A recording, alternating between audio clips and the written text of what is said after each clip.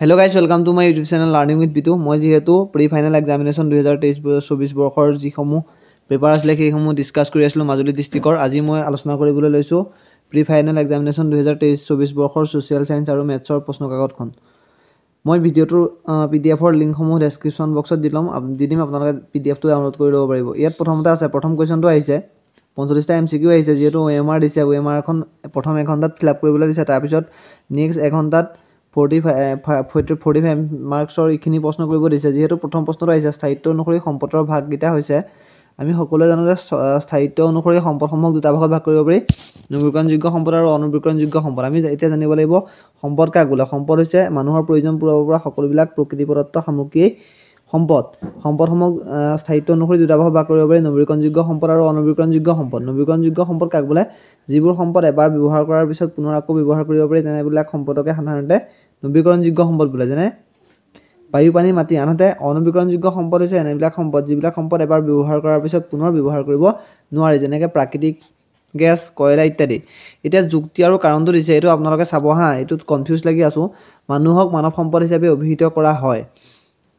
প্ৰাকৃতিক সম্পদসমূহক 1 নম্বৰ যুক্তিটো কাৰণটো হৈছে প্ৰাকৃতিক সম্পদসমূহক ব্যৱহাৰৰ উপযোগী কৰিবলৈ মানুহৰ কাৰ্যদক্ষতা শিক্ষা প্ৰযুক্তি আৰু আগ্ৰহৰ প্ৰয়োজন হয় এইটো হয় মানুহক মানৱ সম্পদ হিচাপে অভিহিত কৰা হয় কাৰণ এইটো প্ৰয়োজন এইটো 1 আৰু 2 উভয়ে শুদ্ধ হয় 2 নম্বৰটো 3 নম্বৰটো কম শুদ্ধ ক্ৰমটো বাছি উলিওৱা আছে প্ৰাথমিক বৃত্তি কৃষি কৰ্ম দ্বিতীয়ক বৃত্তি শিল্প উৎপাদন তৃতীয়ক বৃত্তি হৈছে প্ৰচাৰ মাধ্যম আৰু চতুৰ্থক বৃত্তি হৈছে চতুৰ্থক বৃত্তি প্ৰচাৰ মাধ্যম আৰু তৃতীয়ক বৃত্তি হৈছে পৰিবহণ গতিকে সি ইজ কাৰেক্ট আনসাৰ এতিয়া এচিড বৰষুণ কেনেদৰে সৃষ্টি হয় যেতিয়া বহুত দিন বৰষুণ নিদিয়ে যেতিয়া বায়ুমণ্ডলৰ পৰা উদ্যোগৰ পৰা ওলোৱা বা বিভিন্ন ধৰণৰ কল কাৰখানাৰ পৰা ওলোৱা বা যিবিলাক আছে গাড়ী মটৰ চাইকেল আদিৰ পৰা ওলোৱা সালফাৰ ডাই অক্সাইড আৰু কাৰ্বন মনোক্সাইড গেছসমূহ যেতিয়া বায়ুমণ্ডলত মিহলি হয় ডাৱৰৰ লগত তাৰপিছত যেতিয়া বৰষুণ হয় তাকে সাধাৰণতে এচিড বৰষুণ বুলি কোৱা হয় গতিকে এচিড বৰষুণ সৃষ্টি হোৱা গেছ দুবিধৰ হৈছে সালফাৰ ডাই অক্সাইড আৰু কাৰ্বন মনোক্সাইড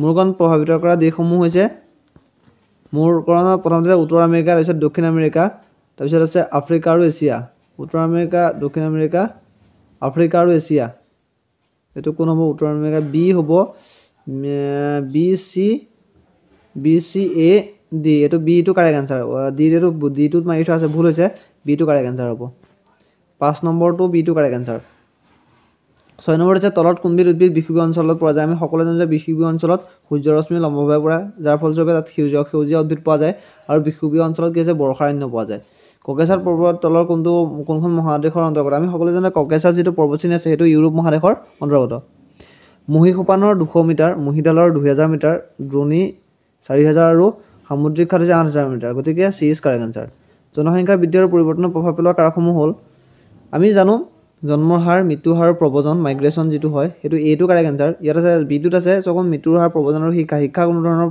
সম্পৰ্ক নাই নগৰীকৰণৰো সম্পৰ্ক নাই আৰু যেন সেকেন্ডটো শিক্ষাৰ নগৰীকৰণৰ সম্পৰ্ক নাই গতিকে প্ৰথমটো হৈছে জনসংখ্যাৰ বৃদ্ধি আৰু পৰিৱৰ্তনৰ প্ৰভাৱ পেলাই জন্মৰ হাৰ মৃত্যুৰ হাৰ যেতিয়া জন্মৰ হাৰ বেছি হয় মৃত্যুৰ হাৰৰ তুলনাত তেতিয়া কি হৈছে জনসংখ্যা বৃদ্ধি হয় আনহাতে যেতিয়া জন্মৰ হাৰৰ তুলনাত মৃত্যুৰ হাৰ কমে তেতিয়া জনসংখ্যা কমে যায় আৰু প্ৰব্ৰজন যেতিয়া মানুহ এখন ঠাইৰ পৰা আন এখন ঠাইলৈ স্থায়ীভাৱে বসতিৰ বাবে যায় তাকে প্ৰব্ৰজন বোলে প্ৰব্ৰজনৰ ফলত জনসংখ্যাৰ পৰিৱৰ্তন হয় তাৰপিছত 10 নম্বৰ আছে অসমৰ আটাইতকৈ সেৰেঙা জনবসতি জিলা হৈছে ডিমা হাছাওত কিয় জনসংখ্যা কম সেইখন যিহেতু পাৰ্বত্য জিলা তাত ওখৰাম তাত বসবাসৰ বাবে সুবিধা নহয় আৰু যাতায়াত পৰিবহণ ব্যৱস্থাৰ বাবে অসুবিধা সেইবাবে তাত জনসংখ্যা কম হয় 1951 পৰা 2001 চনৰ ভিতৰত অসমৰ জনসংখ্যাৰ দ্ৰুতগতিত বৃদ্ধি পোৱাৰ মূল কাৰণ হৈছে বাংলাদেশৰ পৰা অসমলৈ অবাধ গতিত হোৱা অনুপ্ৰৱেশ যে তলৰ কোনবিধ পাৰ্বত্য জনজাতি আমি জানো যে ডিমাছা কছাৰী আৰু কুকি সি ইজ কাৰেক্ট আনসাৰ ধৰ্মভিত্তিত অসমৰ জনসংখ্যা প্ৰথমতে আমি জানো যে হিন্দু ধৰ্মাৱলম্বী লোক অসমত বেছি আছে তাৰপিছত মুছলিম আছে তাৰপিছত খ্ৰীষ্টিয়ান আছে তাৰপিছত বৌদ্ধ আছে জৈন আৰু শিখ সি ইজ কাৰেক্ট আনসাৰ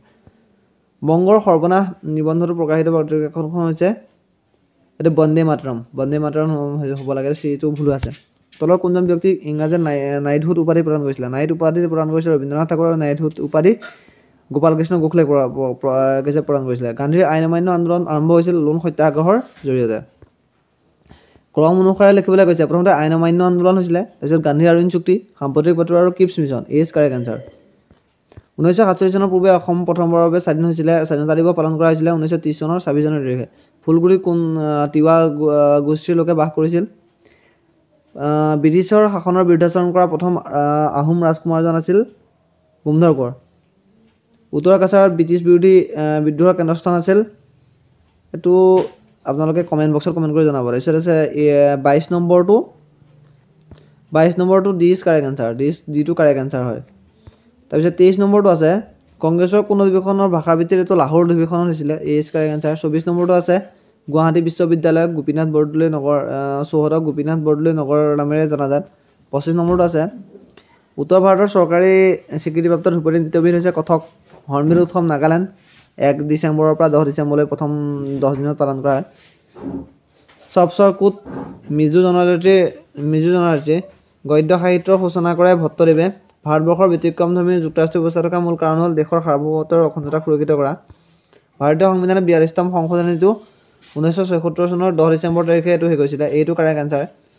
ভেটো প্ৰদানৰ ক্ষমতা আছে চীন, যিহেতু 5খন যিখন স্থায়ী সদস্য আছে ৰাষ্ট্ৰসংঘৰ, সেই 5খন স্থায়ী সদস্যৰ ভেটো প্ৰদানৰ ক্ষমতা আছে।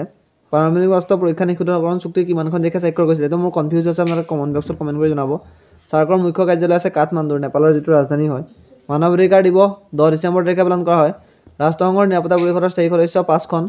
মুদ্ৰাৰ ক্ৰমবিকাশৰ প্ৰথমতে হৈছে বিনিময় প্ৰথা হৈছে জন্তুৰ মান, অমুদ্ৰিত ধাতু মুদ্ৰা আৰু কাগজী মুদ্ৰা।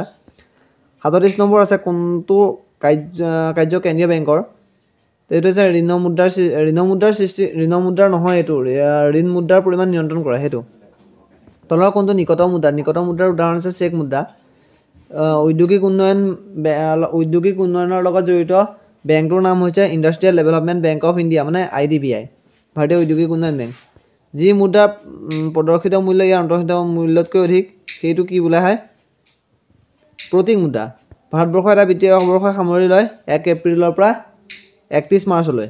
অসমৰ দ্বাদশ পঞ্চবাৰ্ষিক পৰিকল্পনাৰ অগ্ৰাধিকাৰ খণ্ডটো হৈছে দ্বাদশ পঞ্চবাৰ্ষিক পৰিকল্পনাৰ, এইটো আপোনালোকে চাব, এইটো কমেণ্ট বক্সত কমেণ্ট কৰি জনাব। মানৱ উন্নয়নৰ প্ৰথমখন প্ৰতিবেদন প্ৰকাশ কৰিছিলে 1990 চনত। ভাৰত চৰকাৰে উদাৰীকৰণ নীতি, এইটো লিবাৰেলাইজেশ্যন পলিচি এডপ্ট কৰিছিলে, সেইটো 1991ত কৰিছিলে। সেউজ বিপ্লৱ পাঞ্জাৱ আৰু হাৰিয়ানাত হৈছিলে। প্ৰাকৃতিক সম্পদ আৰু পৰিৱেশ সংৰক্ষণৰ ক্ষেত্ৰত চৰকাৰী আৰু বেচৰকাৰী সংস্থাসমূহৰ ভূমিকা আহিছে 4 নম্বৰৰ ক্ষেত্ৰত। গোলকীয় উষ্ণতা বৃদ্ধিৰ ফলত কি কেনেকুৱা ধৰণৰ পৰিৱৰ্তন হ'ব পাৰে চমুকৈ বুজাই লিখিবলৈ আহিছে। গোলকীয় উষ্ণতা বৃদ্ধি কাক বোলে সেইটো জানিব লাগিব। যিবিলাক সেউজগৃহ গেছ আছে, সেই সেউজগৃহ গেছসমূহে সূৰ্যৰ উত্তাপটো শোষণ কৰি বায়ুমণ্ডলৰ সাধাৰণ উষ্ণতাত যেতিয়া বৃদ্ধি কৰে ক্ৰমান্বয়ে, তাকে গোলকীয় উষ্ণতা বৃদ্ধি বোলে। গোলকীয় উষ্ণতা বৃদ্ধিৰ ফলত কি হৈছে, 2 মেৰুত সঞ্চিত হৈ থকা হাজাৰ বছৰৰ পৰা সঞ্চিত হৈ থকা বৰফবিলাক গলিবলৈ ধৰিছে, যাৰ ফলস্বৰূপে যিবিলাক সামুদ্ৰিক দ্বীপ আছে, সেই সামুদ্ৰিক দ্বীপসমূহ জলমগ্ন হৈছে, আৰু তাৰ ফলস্বৰূপে যিবিলাক বন্যপ্ৰাণী আছে সেইসমূহত, সেই অভয়াৰণ্যসমূহো নাইকিয়া হৈ আহিছে। আৰু কি হৈছে, গোলকীয় উষ্ণতা বৃদ্ধিয়ে গছ গছনিৰ পৰিমাণটো একেবাৰে কমাই আনিছে। কেনেকুৱা ধৰণৰ পৰিৱৰ্তনৰ সাধনা হ'ব পাৰে সেইটো দেখিবলৈ দিছে। এছিয়া মহাদেশৰ প্ৰাকৃতিক বৈশিষ্ট্য আজি লিখিবলৈ দিছে। তাৰপিছত অসমৰ কৃষিখণ্ডৰ লগত জড়িত সমস্যাসমূহ, ইয়াত এখন মানচিত্ৰ আহিছিলে। অসমৰ এখন নক্সা মানচিত্ৰ অংকন কৰি তলত দিয়াসমূহৰ যিকোনো দুটা নামসহ বহুৱা দুটা দেখুৱাবলৈ দিছে। যিহেতু মানচিত্ৰখনত 2+2 = 4 থাকিব, মই কৈছিলোঁ আগতে মানচিত্ৰখন আপোনালোকে আঁকিব, অঁকাৰ পিছত 4 সীমাটো দিব, ওপৰলৈ উত্তৰ, তললৈ দক্ষিণ, চাইডলৈ পূব পশ্চিম। তাৰপিছত ৰাজ্যকেইখন, ওচৰ চুবুৰীয়া ৰাজ্যকেইখন 4 সীমাটো দিব, তাত 2 নম্বৰ থাকিব। তাৰপিছত দুটা স্থান বহাবলৈ আহিব। জনসংখ্যাৰ ঘনত্ব 1000 জনতকৈ বেছি অসমৰ এখন জিলা সেইখন হ'ব কামৰূপ মহানগৰখন দিব পাৰে, য'ত গুৱাহাটী আছে। উত্তৰ পূব সীমান্ত ৰেলৱেৰ মুখ্য কাৰ্যালয় মালিগাঁৱত আছে গুৱাহাটীৰ। আপুনি একেটা জেগাতে দুটা লিখি দিব পাৰে, AB। আৰু এছিয়াৰ বৃহত্তম চাহ বাগিচা, এছিয়া বা পৃথিৱীৰ আটাইতকৈ বৃহত্তম চাহ বাগিচা এখন হৈছে মনাবাৰী চাহ বাগিচা, যিখন বিশ্বনাথ ডিষ্ট্ৰিক্ট আছে। সেইটো দেখাবলৈ হ'লে মাজুলী দ্বীপটো আছে, মাজুলী দ্বীপৰ ওপৰৰ ছাইডে আছে লখিমপুৰৰ ছাইডত আছে গহপুৰৰ ছাইডতে আছে বিশ্বনাথ জিলাখন আপোনালোকে দেখাব পাৰে। ইংলেণ্ডৰ সংসদীয় গণতন্ত্ৰ আৰু ভাৰতীয় সংসদীয় গণতন্ত্ৰৰ মাজৰ পাৰ্থক্যসমূহ উল্লেখ কৰিবলৈ আছে। মোৰ দুটা পাৰ্থক্য ক'ব পাৰে। ইংলেণ্ডত কি হৈছে, লিখিত সংবিধান নাই, ভাৰতবৰ্ষৰ লিখিত সংবিধান। ইংলেণ্ডত কি হৈছে, ৰজাই শাসন কৰে, ভাৰতবৰ্ষত কি হৈছে, ৰজাৰ ৰাজ্য মানে নাই, নাম মাত্ৰ শাসকহে। আজিলৈ ভিডিঅ'টো ইমানেই আছিলে। যদিহে ভিডিঅ'টো চাই ভাল পালে ভিডিঅ'টো লাইক কৰক, চেনেলটোলৈ যে নতুনকৈ আহিছে চেনেলটো ছাবস্ক্ৰাইব কৰি দিব। মই ইয়াৰ পিছত মই কি কৰিম, যিহেতু মই যিখন মেথামেটিক্সৰ পেপাৰ আছিলে লগতে, সেইখন মই PDF-টো ডেছক্ৰিপশ্যন বক্সত দি দিম, আপোনালোকে ডাউনলোড কৰি ল'ব পাৰিব। আৰু ইয়াৰ পিছত মই যিমানবিলাক ইম্পৰ্টেণ্ট টপিক আছে, টপিকবিলাক আলোচনা কৰিম, আৰু সম্ভাৱ্য মেট্ৰিক পৰীক্ষাৰ যিমানবিলাক মই কি কৰিছোঁ, এখন প্ৰিভিয়াছ ইয়েৰৰ প্ৰশ্নসমূহ তৈয়াৰ কৰি পেলাই কিছুমান পেপাৰ তৈয়াৰ কৰিম যিবিলাক 2024 বৰ্ষৰ মেট্ৰিক পৰীক্ষাৰ বাবে গুৰুত্বপূৰ্ণ হ'ব। কাইলৈৰ পৰা সেইখিনি ডিছকাছ কৰিম। আজিলৈ ভিডিঅ'টো ইমানেই। ধন্যবাদ। জয় অসম।